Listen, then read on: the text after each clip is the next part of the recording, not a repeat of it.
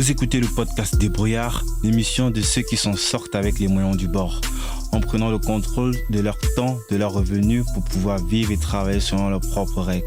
Chaque semaine, discutons entrepreneuriat, productivité, technologie, philosophie et psychologie avec des personnalités exceptionnelles.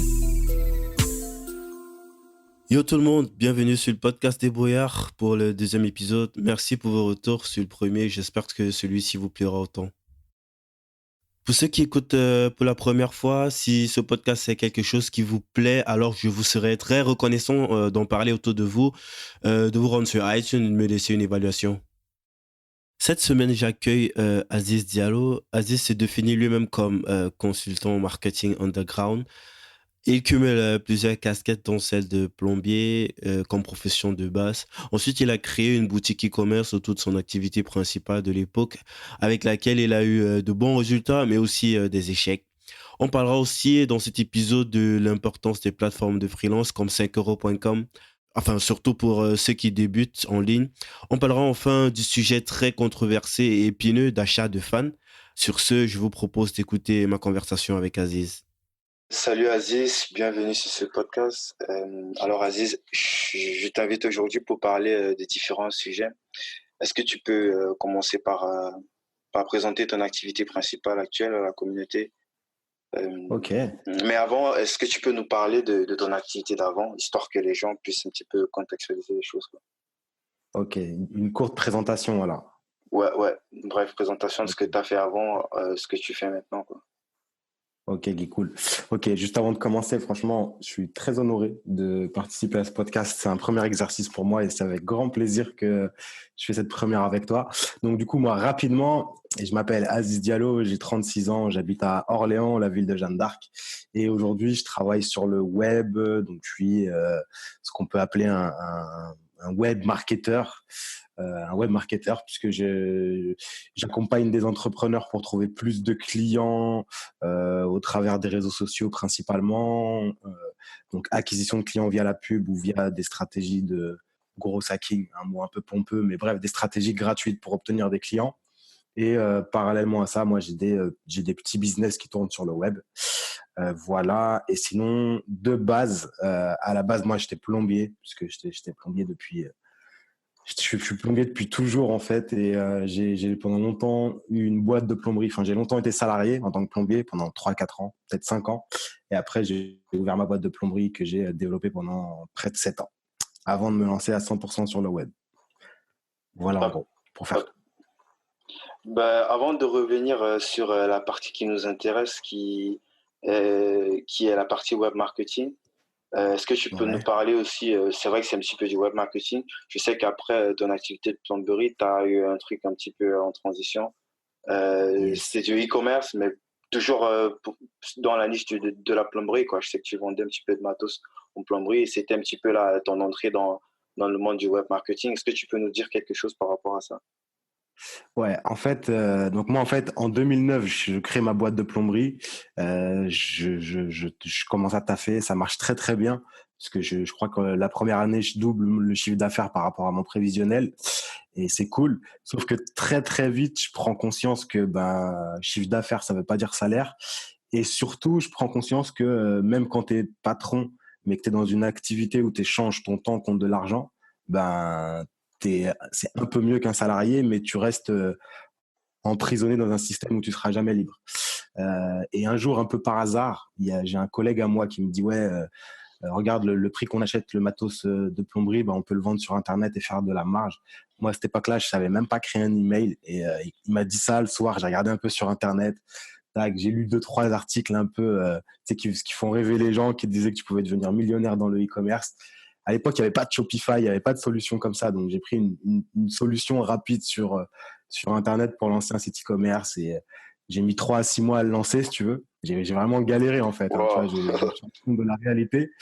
Et par contre, une fois que je l'ai lancé, peut-être 5 ou 10 jours après, j'ai fait mes 2 premières ventes la nuit.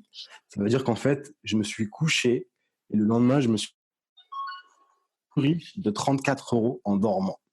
Alors 34 euros, c'est rien, tu vois, mais même quand je te raconte cette scène, je me rappelle encore de me réveiller, de voir la notification et de me dire waouh, j'ai gagné de l'argent en dormant. Et à partir de ce jour-là, tu vois, j'ai été piqué du virus et je me suis vraiment focus sur le web, en fait. En gros, hein, tu vois. En fait, j'ai continué à développer ma boutique e-commerce. Je gérais quand même une boîte de plomberie à côté. Ouais, Et top. petit à petit, j'ai vraiment compris la possibilité du web, en fait. Et donc, en 2015, je me suis dit, OK, je vais essayer de stopper complètement la plomberie et je vais essayer de me mettre à 100% sur le web pour vivre à 100% de mon activité, avec pour objectif d'être libre géographiquement. Top, top, top. Ok. Et je sais que tu es l'un des premiers en France à avoir popularisé la marketplace de freelance 5euros.com. Ouais. Peux-tu expliquer le principe de la plateforme aux auditeurs et aussi expliquer pourquoi tu préconises plus cette plateforme-là que d'autres plateformes concurrentes, quoi? Ok. Ouais. En fait, alors 5euros.com, même chose. C'est un truc où je suis un peu arrivé par hasard. Puisque moi, venant du e-commerce, si tu veux, je connaissais pas le domaine du freelancing, le fait de faire des prestations sur le web, tout ça, je connaissais pas. Mais en fait, un jour, j'avais lu un article sur des mecs qui étaient sur Fiverr et qui gagnaient des 10 000 à 15 000 euros par mois. Tu vois, je trouvais ça extraordinaire. Et du coup, je me suis mis à chercher un peu et puis je suis tombé par hasard sur 5 euros. J'ai créé deux, trois petits services vite fait et je crois que le premier mois, en y passant très peu de temps, j'ai dû gagner, je crois, 800 balles, tu vois, mais pas beaucoup, hein. Mais j'ai reçu plein de messages en fait et j'ai vu un potentiel. Et du coup, après, du coup, je me suis pris au jeu en fait pendant un an et demi et j'ai pas mal développé sur 5 euros avec une approche très on en parlera peut-être plus tard, mais très muse, tu vois, donc très process, Ouais. avec pour objectif de me dire comment je peux augmenter tout le temps mon chiffre d'affaires en travaillant le moins possible. Donc c'est pour ça que ça a été un grand apprentissage pour moi. Et donc cette plateforme 5 euros, en gros, pour faire court, c'est une plateforme où tu proposes des microservices et ça prend le freelancing à l'envers parce qu'un freelance normal, il a un client qui le contacte, il y a plein d'échanges, j'ai vu un devis, bref, tu mets un temps fou finalement à faire signer ton devis. Or 5 euros, c'est une forme de e-commerce un peu de freelancing où tu viens, tu présentes un service, tu dis bah voilà, moi je te fais ça pour X euros. Alors, normalement, il y a un produit d'appel à 5 euros. Bref, enfin, tu vois, tu as un produit d'appel à 5 euros, mais après, tu peux très, très vite monter avec des prestations à 500, voire 800, voire un peu plus. Et donc, du coup, les gens viennent sur ton service. Tu n'as pas besoin d'échanger. Ils regardent ce que tu proposes, ils passent commande et boum, vous commencez directement à bosser. Donc, en fait, tu hackes un petit peu la distribution de ton produit par rapport à un freelance normal. Et c'est ça qui me plaît. Ah, top, top. Ben, j'ai une question un petit peu paradoxale.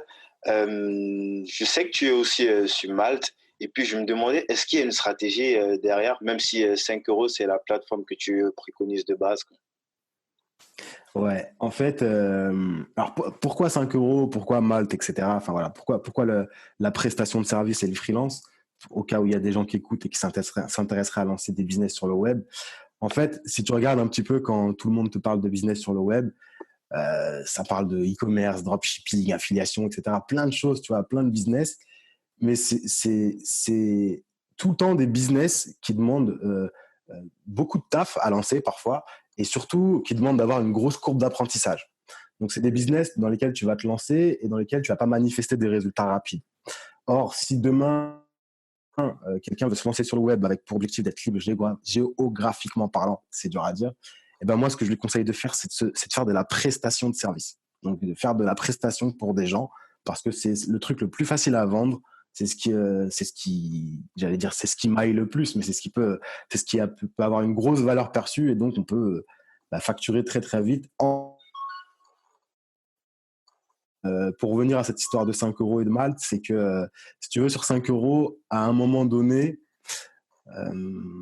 tous mes process étaient en place et j'ai eu la sensation d'avoir appris ce que j'avais à apprendre. C'est-à-dire que si j'avais utilisé une autre plateforme de freelance normale, j'aurais jamais autant bossé sur mes process de réalisation pour faire des prestations efficaces. Et donc, du coup, là, je suis en train de faire un switch. Enfin, j'ai déjà fait le switch, en fait.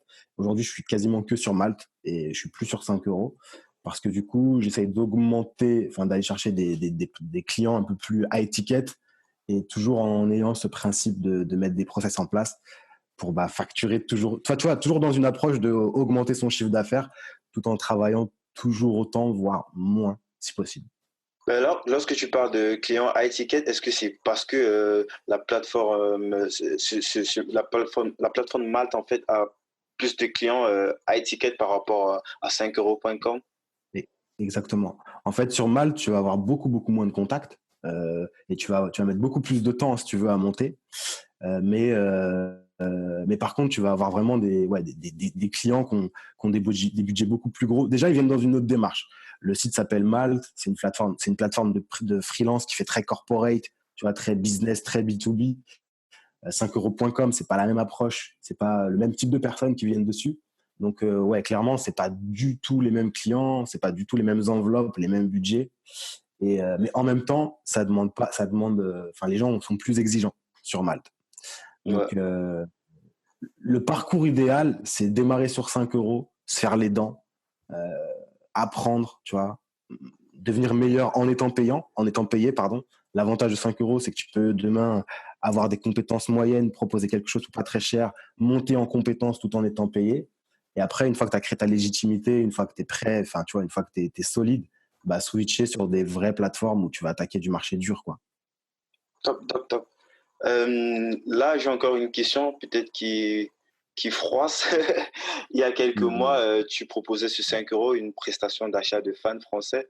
C'est un Ouais, sujet très clivant, très ouais, controversé, on le sait en général dans le business. Et j'aimerais ouais. que tu nous dises un peu plus par rapport, quel serait l'intérêt d'acheter des fans sur un business, à part par exemple avoir de la preuve sociale. Bah, acheter des fans. Alors, en fait, il y a différents types de fans qu'on achète.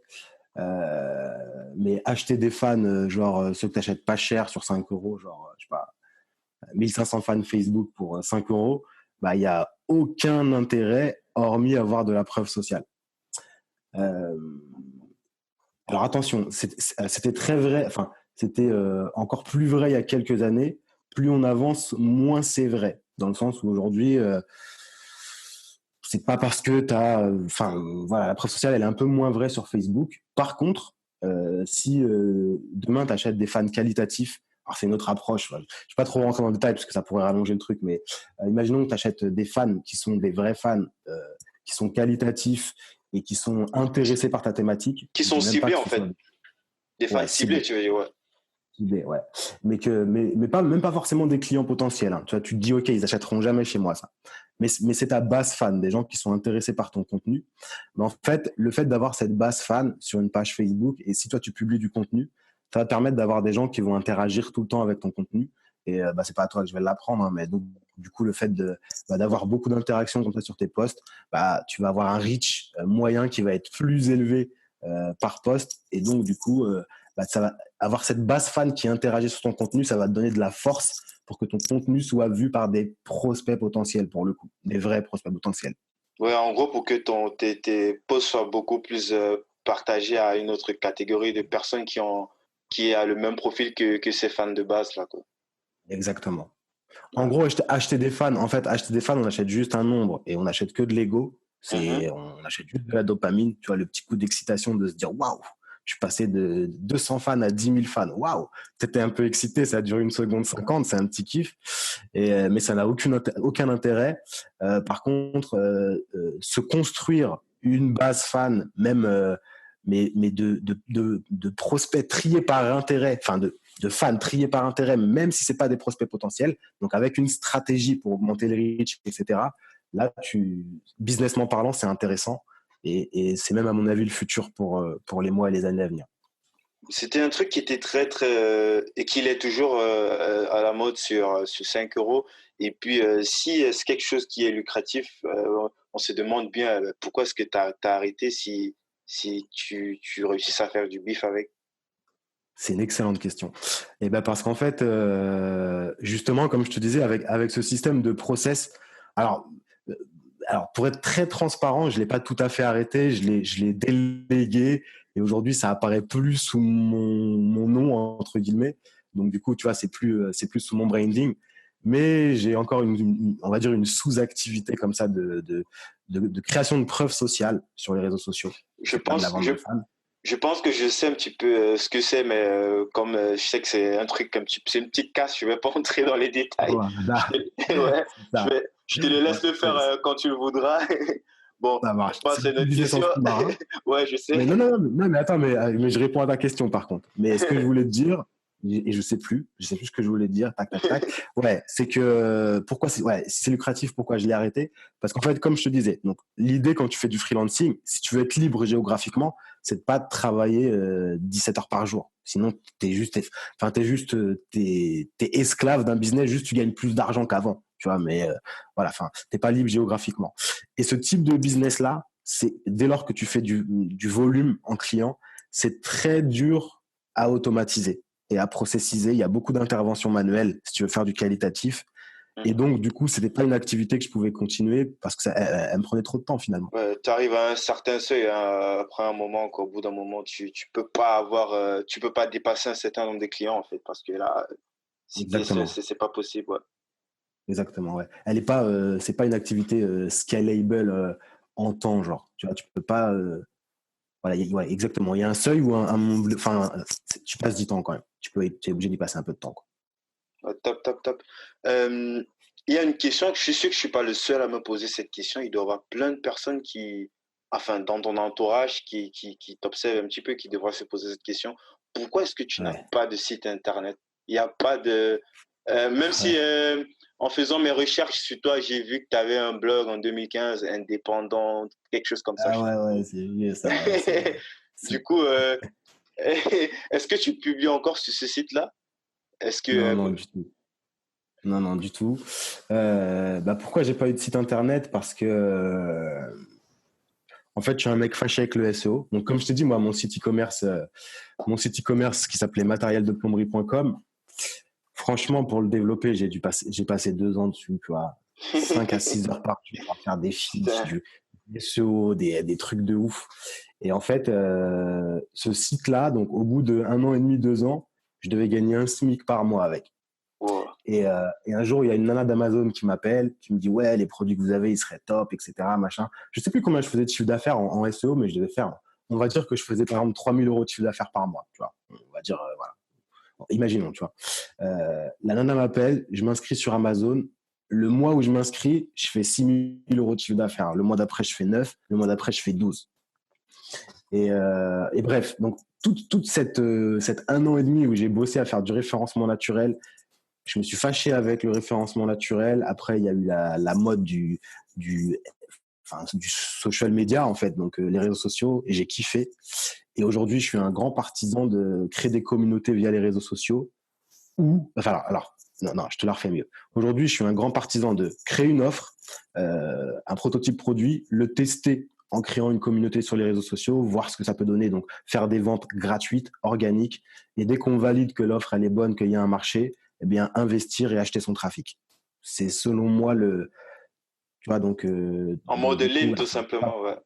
ouais, ça répond pas vraiment à ta question pourquoi j'ai pas de site web, mais j'ai un click funnel, tu vois. Je fais Ouais, des ouais, tunnels de vente. en fait, c'est le seul truc où on peut voir un azizdiallo.com, quoi, C'est vrai, sur des... c'est vrai, c'est vrai. Et puis j'ai Euh, une page Facebook. Puis j'ai une chaîne YouTube, mine de rien. Donc les ouais, vidéos, si tu la veux, les chaîne vidéos, YouTube, on va y revenir. J'ai ok, des questions par rapport aussi, j'ai des bémols, je dirais, par rapport. ok, Donc, ok, ok. et est-ce que ce blog, il te rapporte toujours de l'argent ou alors il est juste là comme ça? Franchement, dans ma vie, j'ai dû lancer au moins 5 blogs. J'ai jamais gagné 1 € avec un blog. Wow. Jamais, jamais. Et j'ai même lancé, et le pire, le truc le plus fort, c'est que j'avais même lancé un blog pour apprendre aux gens comment gagner leur vie avec un blog, alors que j'ai jamais gagné 1 € avec un blog. C'était énorme, c'était fort, c'était extraordinaire. Oh, c'est ouf. Ouais, non, non, ça Il y m'a en jamais a, rapporté d'argent. Jamais. ils sont nombreux dans le game qui le font. T'as Hélène Dara qui Ouais, accepte ouais, quand même ouais, que, ouais. ouais, bien sûr, bien sûr, bien sûr, Bon, bien sûr. pour rebondir en fait sur le truc de ta chaîne YouTube, ça fait plus de 2 ans que tu as une chaîne YouTube avec à Yes, peine 3000 abonnés. Et vu yes. que ça fait longtemps qu'on se connaît, je sais quelles sont tes capacités en termes de croissance rapide sur YouTube. Et je me Ouais. dis, pourquoi est-ce que tu ne développes pas, pourquoi tu ne développes pas plus ta chaîne avec tout ce que tu connais pour proposer tes différents produits dessus, quoi, à un max de personnes? Ouais. Alors en fait, cette chaîne YouTube, c'est une très très longue histoire. Parce que il me semble peut-être en 2015, j'ai dû faire un espèce de challenge vidéo YouTube, etc. Et je me suis pris au jeu du YouTuber. Et en fait, si tu veux, donc alors à l'époque déjà, j'ai fait des vidéos où j'avais pas travaillé. Enfin, j'ai fait, je crois, une bonne centaine de vidéos que j'ai supprimées depuis et que j'avais publiées à l'époque, sur lesquelles j'avais un très mauvais positionnement. Donc, j'attirais pas le bon public. En tout cas, j'attirais pas une audience que je pouvais monétiser comme moi je le pensais. En fait, tu avais du Donc, monde, mais c'était pas ce qui t'intéressait. Il y avait des gens qui venaient, mais c'était pas ta cible, quoi.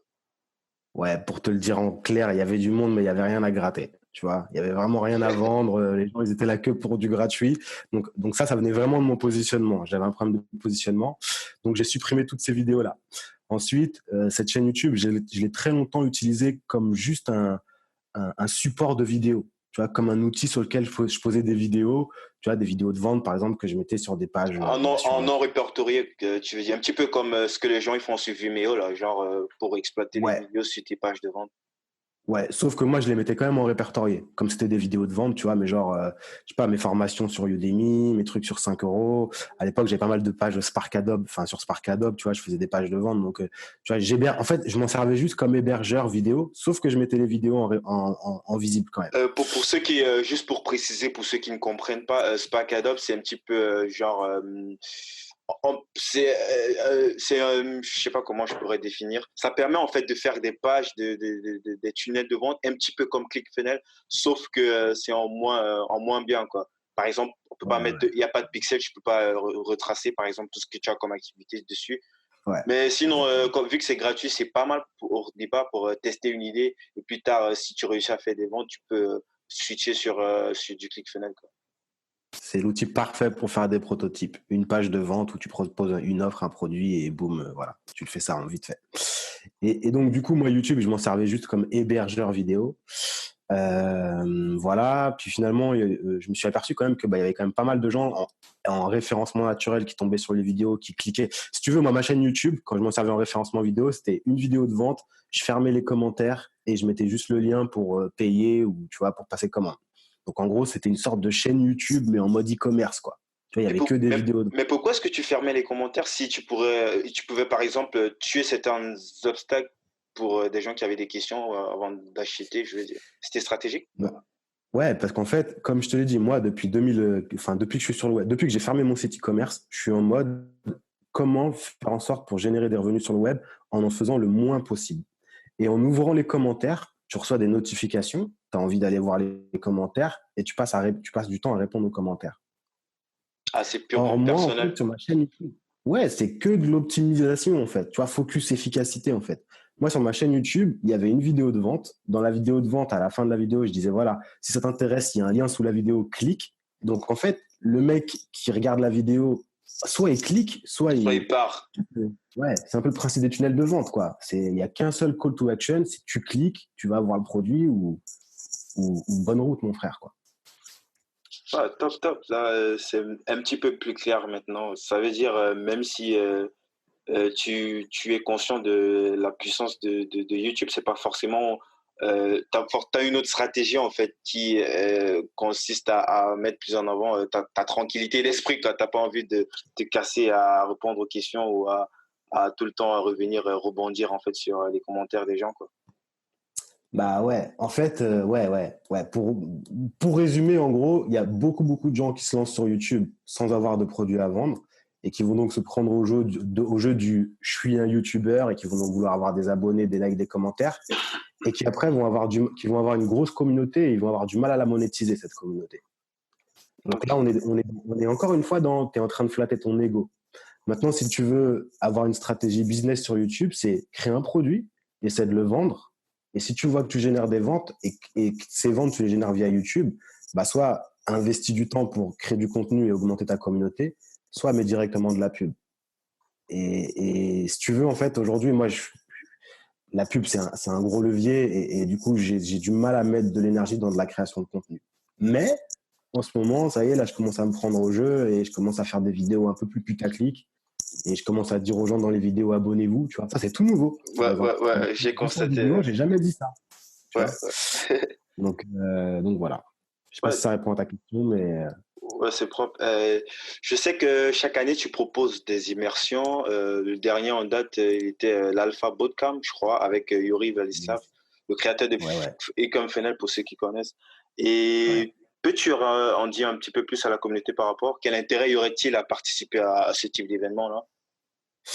Alors en fait, j'aime bien tes questions, Guy. Elles sont pertinentes. En fait,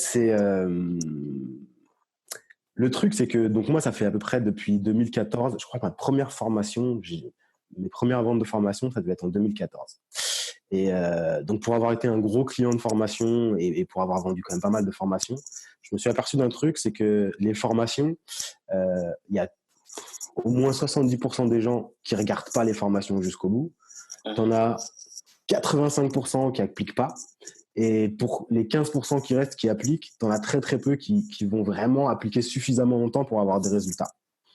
Donc, à titre personnel, ça c'est quelque chose qui, moi, me frustre un peu.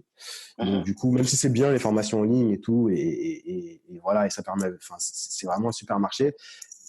Pour le formateur, c'est vraiment le vrai fuel, c'est d'avoir des gens, des élèves qui réussissent, tu vois, de la gratitude, etc. Donc voilà. Donc après, tu as d'autres formats comme le coaching, etc. Mais je me suis aperçu que les bootcamps, alors les bootcamps, donc c'est 3 jours d'immersion, enfin c'est bootcamp, moi, à la base j'appelle ça des parenthèses pour entrepreneurs. Mais ça vient d'un concept qui est pris des startups qui s'appelle le sprint. Donc le sprint, très souvent, c'est, tu vois, tu as un projet, tu veux créer un prototype projet et le tester au bout d'une semaine. Et donc sur 5 jours, tu vas créer une équipe de 2, 3, 4, 5 personnes maximum et tu vas suivre un process très très précis sur les 5 jours pour à la fin avoir un minimum viable product. Donc tu vois, un prototype que tu peux déjà commencer avant. Et l'idée de ces immersions, c'est ça. Et c'est le seul format où j'ai réussi à le faire, c'est-à-dire à avoir des gens qui partent en fin d'immersion, à appuyer sur le bouton on et à manifester des résultats, quoi.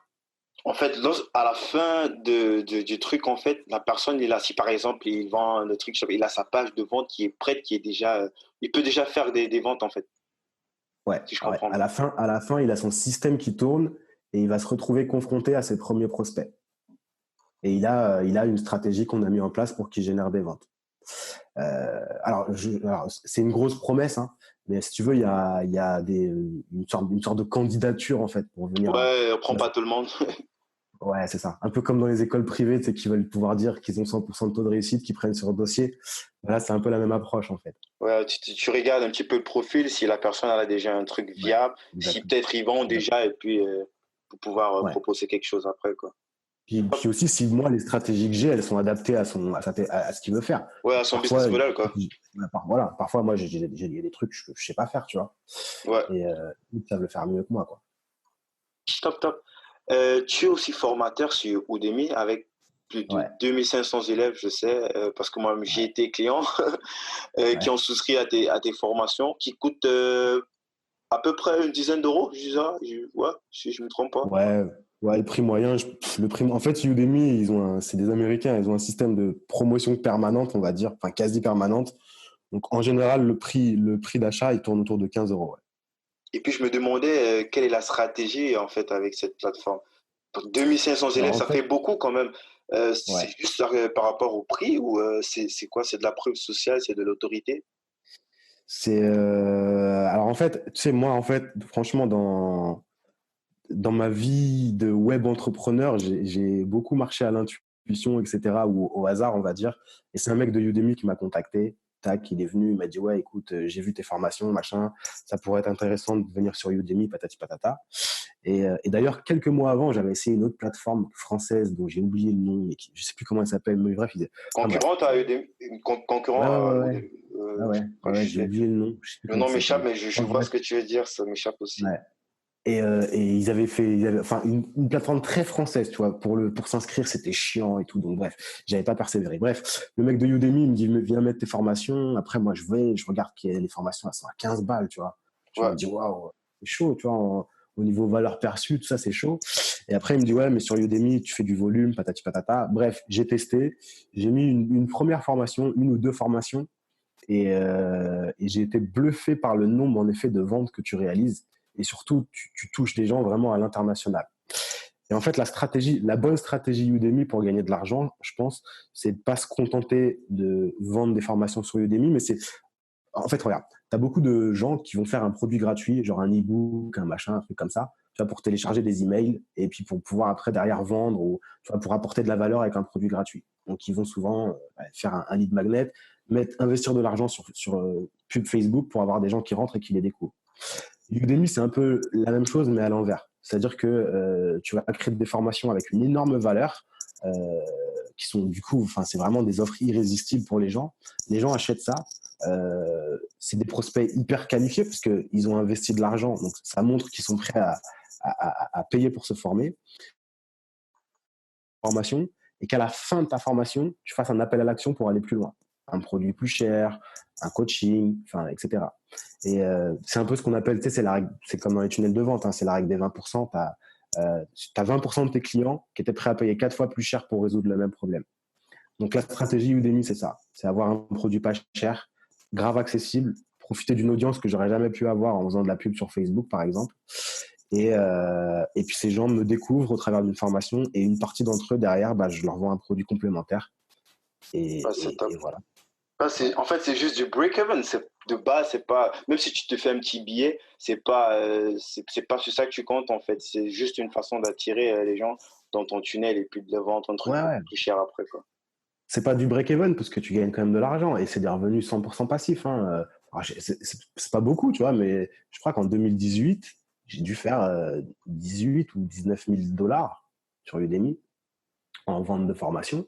Donc, Ça, peut-être, ça, enfin, ça- autour des 20 000, quoi. Tu vois, pas beaucoup plus ou pas beaucoup moins. Enfin, pas beaucoup moins, tu vois. Ouais, mais ça Et, reste quand même lucratif, quoi. ouais, on va dire que c'est un budget de pub, par exemple, pour ton business, pour fournir ton business ailleurs.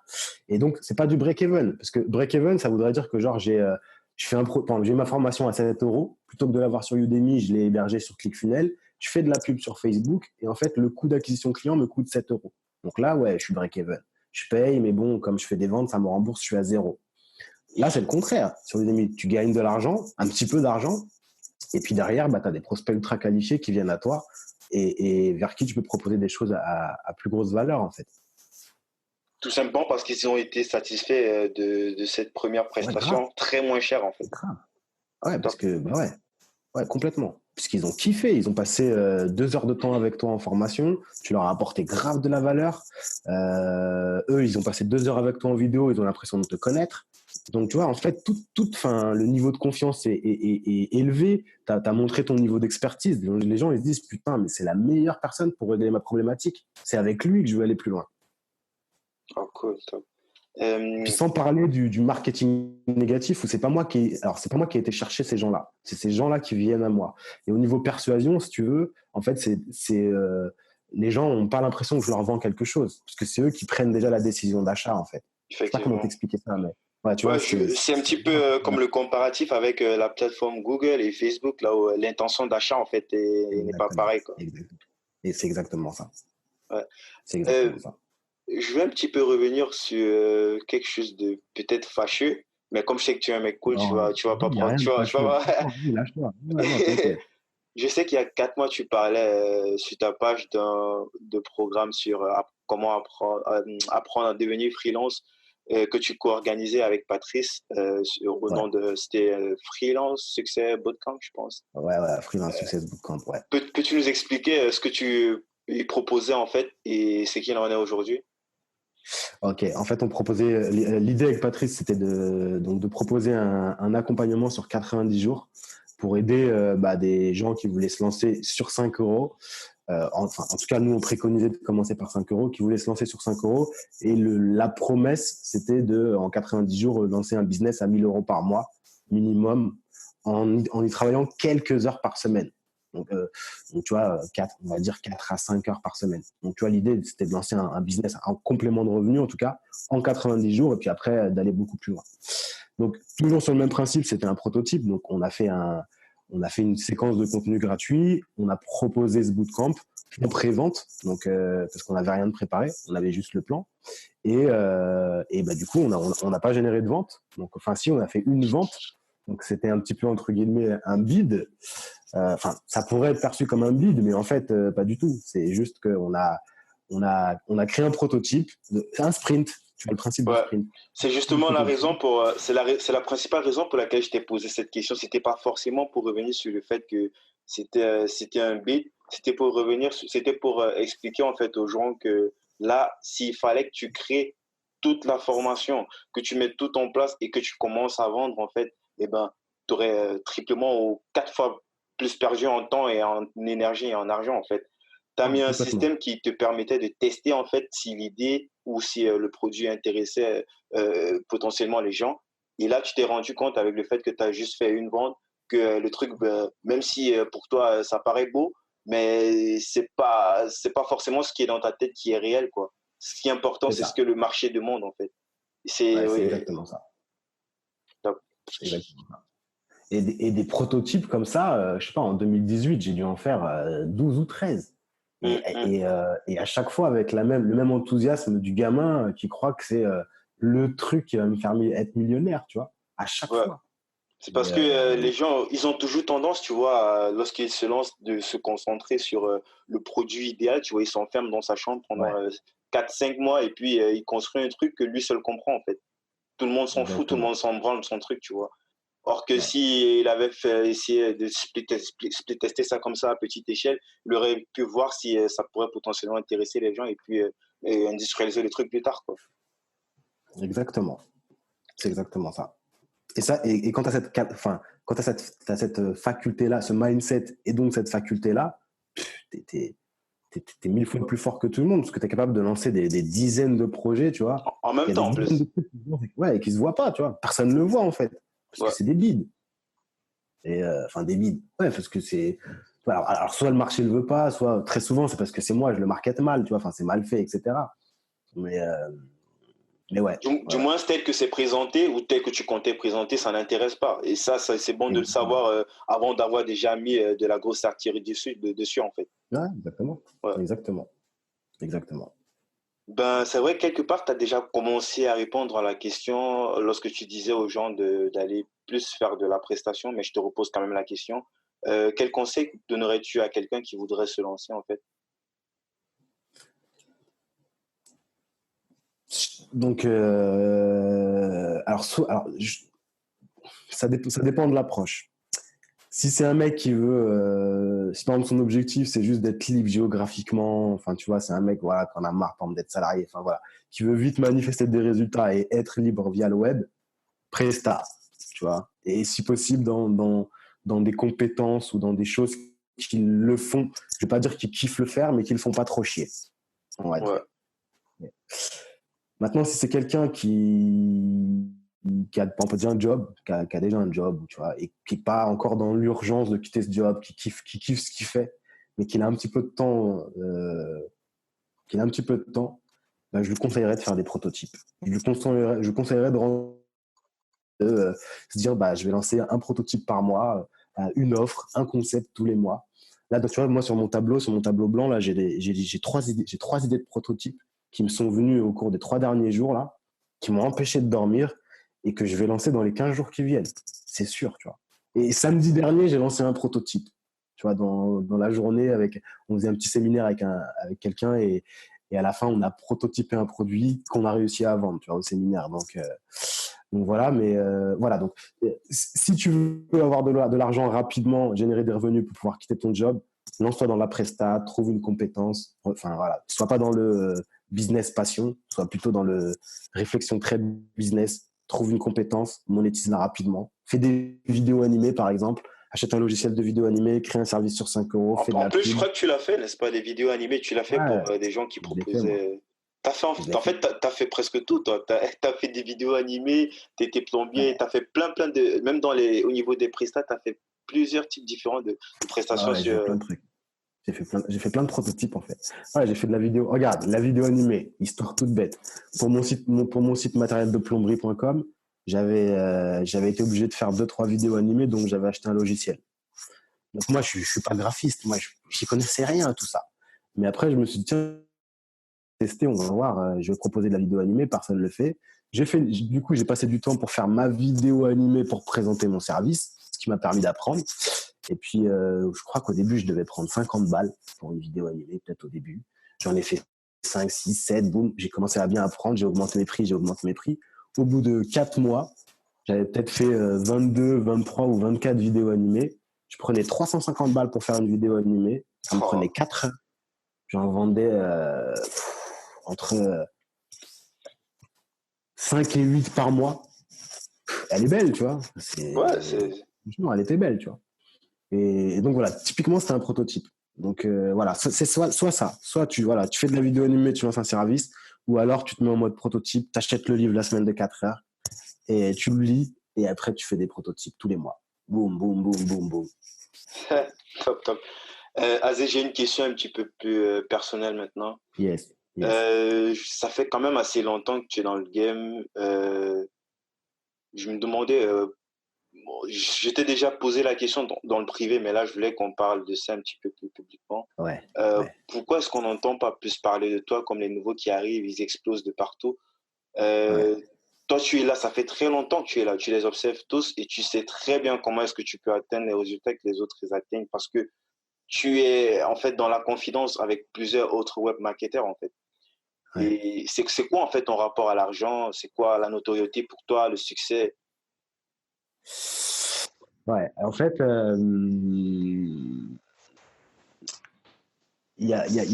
c'est une question c'est une question très vaste. Je pense qu'il y a plusieurs réponses. La première réponse, en fait, c'est une histoire générationnelle. C'est-à-dire que, par exemple, tous les nouveaux qui arrivent, souvent, c'est des gens qui ont 24, entre 24 et 26. Enfin voilà, on va entre Un petit 20 peu et moins même, hein? Tu as des un petits petit de peu moins, 20 ouais, ans, un petit ouais. peu moins. Ouais, mais moi, je trouve ça impressionnant et je kiffe. Je te fais une courte parenthèse, mais il y a un petit gamin qui s'appelle Sirac, je crois, ou House of Success, là, tu vois, un mec qui fait des vidéos de dropshipping, là, sur YouTube, là. C'est un petit mec, il a même une coupe un peu tectonique, tu vois, une coupe de Jones. Ben, je sais pas quel âge il a, ce mec-là. Il doit avoir 20 ans ou 19 ans, enfin, je sais pas. Et des fois, je regarde les commentaires sur ces vidéos, je vois des gamins qui ont 13 ans, 14 ans qui disent, putain, je vais lancer ma boutique et tout. Mais waouh, moi, je kiffe, tu vois. Je me dis, Et tu te regardes à 13 ans, tu dis, putain, le ouais, moi, à parallèle. 13 ans, je laisse tomber là où j'en étais. Tu vois, et donc, je trouve ça, enfin, tu vois, la différence de génération, elle est ouf. Mais donc, je reviens, donc, moi, j'ai 36 balais. Donc, quand je mets un peu les pieds sur le web, en gros, c'est 2011-2012, quand je commence à taper des trucs genre comment gagner de l'argent sur Internet, tu vois. Et à cette époque-là, c'était pas comme aujourd'hui. À cette époque-là, ce que les gens vendaient, donc les formations, tout ce qu'on trouvait, c'était des formations qui vendaient la liberté. C'est-à-dire que c'est en gros comment créer ton blog, tu vois, quitte ton job en créant ton blog ou fais le tour du monde en gagnant 2500 euros par mois avec un blog, avec ton blog, tu vois. Et moi, je suis tombé amoureux d'Internet pour ça. Aujourd'hui, toutes les formations, toutes les promesses des formations, c'est viens, tape 6 chiffres, lance ton business à 7 chiffres. Tu vois, Ouais, c'est un autre délire. Et ouais. d'ailleurs, on est en 2019 là, et je me demande en 2023, Ça les mecs, sera, ils vont se dire quoi, tu ça vois. sera du 8 chiffres. Ouais, mais vas-y, viens acheter ma formation, tu fais un 8 chiffres. Enfin, tu vois, je trouve ça complètement décalé en fait. C'est ouf. Et moi, en fait, je suis tombé amoureux du web pour ça, pour créer des petits business sur lesquels tu passes pas beaucoup de temps et qui te permettent d'avoir une liberté, tu vois. Moi, j'ai pas mis de réveil, je crois, depuis 2016. Tu vois, depuis. Bah, enfin voilà, je mets plus de Sauf, réveil depuis très longtemps. sauf pour prendre l'avion quand tu vas en vacances. Il faut prendre l'avion quand tu vas en vacances, tu vois ce que je veux dire. Mais tiens, et message aux jeunes justement qui entendent toutes ces promesses de faire 7 chiffres, les gars, vous ne deviendrez jamais millionnaire sans mettre votre réveil. Ça n'existe pas. Si tu veux taper des scores de ouf, il faut que tu fasses plus que les autres. Et en fait, moi, c'est pas ce qui me fait kiffer. Moi, genre, depuis 2015, dans ma to-do list, enfin, j'ai plus de to-do list vraiment, mais quand je faisais des to-do list, la première tâche que j'avais à faire, c'était de kiffer. Et ça, j'ai jamais changé, tu vois. Et du coup, voilà. Donc peut-être qu'un jour, je vais faire un truc, je vais kiffer et je vais taper des 8 chiffres, tu vois. Et c'est cool. Hein. Mais en fait, je mets pas beaucoup de valeur sur la destination. Pour l'instant, ce qui m'importe, c'est le voyage et c'est de kiffer. Et c'est mon seul critère. Ah, top, top, top. Eh ben, là, on arrive sur la section lifestyle. comme tout Ok. bon magazine féminin, on a aussi notre section lifestyle sur Débrouillard. Donc, Ah, quel, lifestyle, tu vas être déçu, lifestyle. Hein. Je sais pas ce que tu vas me demander, mais vas-y, dis-moi. ben ça c'est pas grand chose, juste comme ça pour par exemple être plus productif. Est-ce que tu es plus productif? Est-ce que tu as une application en particulier que tu utilises tous les jours? Non, alors en fait, ouais, c'est intéressant. Alors en fait, pour être plus productif et pour être plus efficace, je me suis longtemps intéressé à l'efficacité, j'ai acheté plein de formations là-dessus. Bah, en fait, pour être plus productif et plus efficace, il faut que tu te détaches de ton smartphone. Donc, si tu veux être plus productif et plus efficace, je peux pas te conseiller justement une application parce qu'au contraire, il faudrait que tu te détaches de ton smartphone. Donc, pour être plus productif et plus efficace, la seule chose que je pourrais te conseiller, c'est de, un, désactiver toutes les notifications de ton smartphone, mais toutes, tu vois, parce que c'est un truc qui te... Les notifications sur le smartphone, tu perds le contrôle de ta vie. C'est-à-dire que tu es toujours dans la réaction à des choses, tu vois, tu gères pas ton temps, tu rien d'optimisé. Donc désactive toutes les notifications. Même si tu peux, jette ton smartphone si tu peux. Mais si tu peux pas, voilà, supprime un maximum de choses et désactive toutes les notifications indispensables. Et deux, je dirais, achète le livre L'effet cumulé d'Ariane Hardy. Au top. On mettra dans la description, hein, de toutes les façons. Je sais pas s'il est trouvable, ce livre, parce que j'ai voulu le racheter dernièrement, il est en rupture, mais un livre extraordinaire. Vraiment. Ouais, je vais checker puis je vais préciser son commentaire, quoi. Donc Ouais. là, on arrive sur la fin, sur les trois questions de la fin. Ok. Les questions, sûrement, tu dois les connaître déjà. Tu as sûrement dû entendre ça dans d'autres podcasts. Et la première, ça sera si tu pouvais revenir en arrière et donner un conseil à ton toi-même de 20 ans, qu'est-ce que tu lui dirais? Franchement, je dirais, t'inquiète, mon gars. Tu sais, sois patient, tu vois. T'inquiète. Je lui dirais, ouais, c'est ça que je lui dirais. Je lui dirais, relâche. Tu vois, arrête d'être en lutte comme ça, là, toujours tu vois, dans la compétition.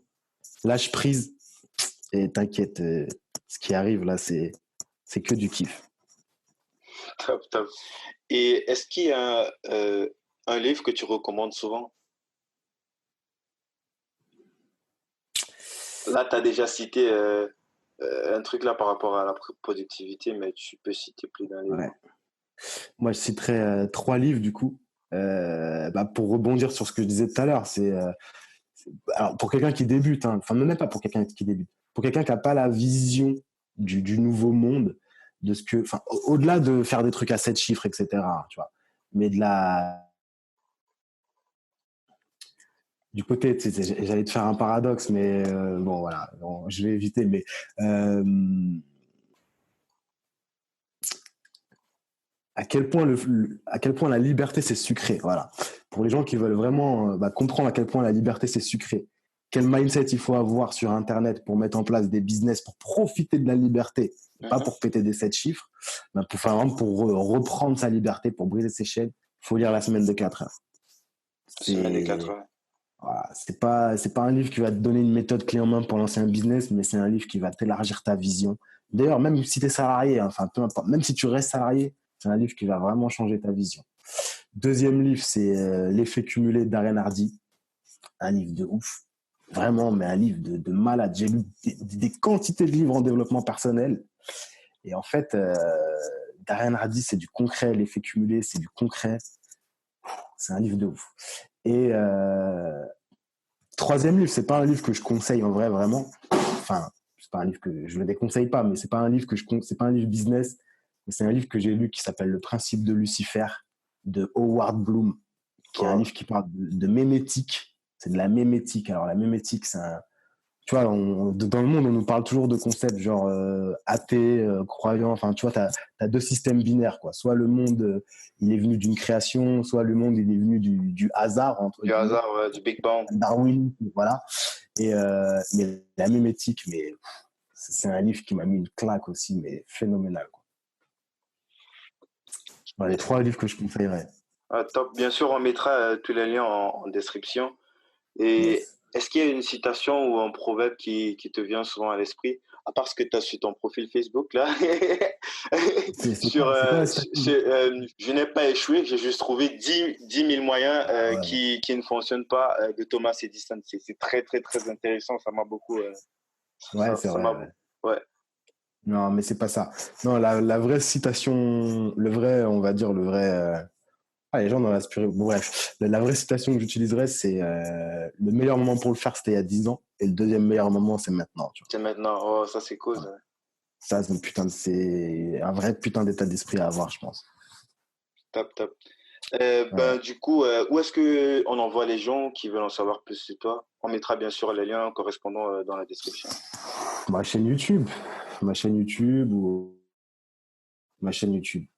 Ma chaîne YouTube, c'est bien. Aujourd'hui, j'ai ouvert les commentaires maintenant, donc, et j'y réponds. Enfin, Donc, tu vois, c'est pas mal pour échanger, je pense. top, top, top.